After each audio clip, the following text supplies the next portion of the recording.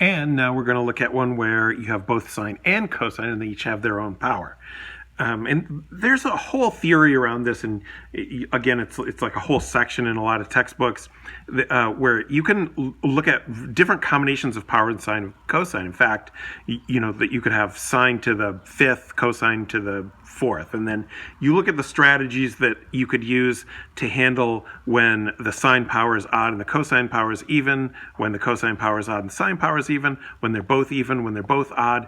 They have different strategies for all of them, but what they all come down to is look for cases where you can either use a U substitution or use a double angle formula to reduce the power and then solve the integral. All right, so, but we're only going to go up to this, and that's all we're going to do with this. This is going to be our last one. All right, so this is how this goes. So what we're going to do with this, when we have the sine squared and cosine squared together, is we're just going to, we want to get it all to be one function. So we're going to change the cosine squared to be 1 minus sine squared. Or, by the way, so I chose to change the cosine squared to 1 minus sine squared. You could instead do the integral of 1 minus cosine squared times cosine squared.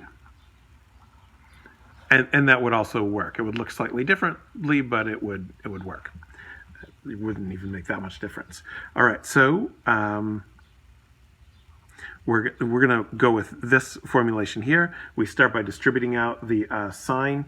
So we have distributing the sine squared. So we're going to have sine squared minus sine fourth x dx.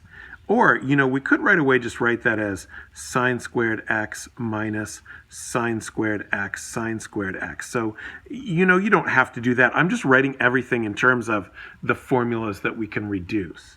And then we can sort of rewrite that and say, all right, I have the integral of 1 minus cosine of 2x over 2 minus 1 minus cosine 2x, I don't know why I put a parentheses there, over 2 times 1 minus cosine of 2x over 2 dx, right? Sine squared equals this, sine squared equals that, sine squared equals that. Pull out the 1/2 from the whole thing, and I have 1/2 integral of 1 minus cosine of 2x minus 1 minus cosine of 2x times 1 minus cosine of 2x. All right, and then, well, should I FOIL that out for you? No, you don't need me to FOIL that out for you. Okay, so you can take it from here. You are going to finish this one. You're going to finish this one as part of your homework. So this is actually homework, I think, number 4.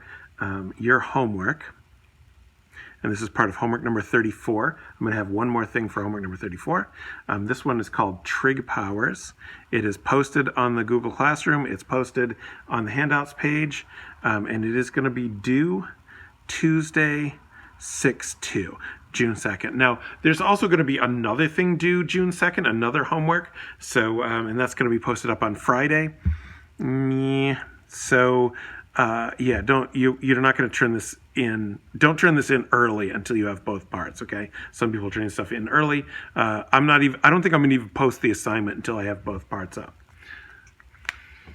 All right. So start on the homework and have a ball.